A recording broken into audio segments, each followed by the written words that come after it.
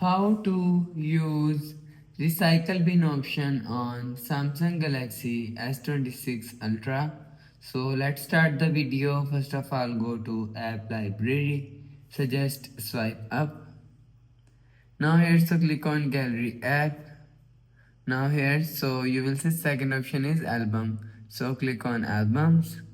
So after click on albums, click on this menu option. So after click on menu option, click on trash. So after click on trash, so if you want to use recycle bin option, so click on select. So after click on select pictures from here. So after select picture, click on restore.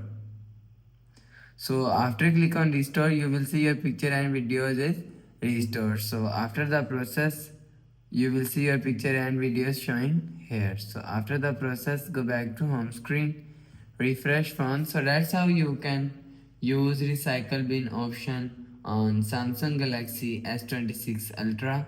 So if you like the video, please subscribe. Thanks for watching.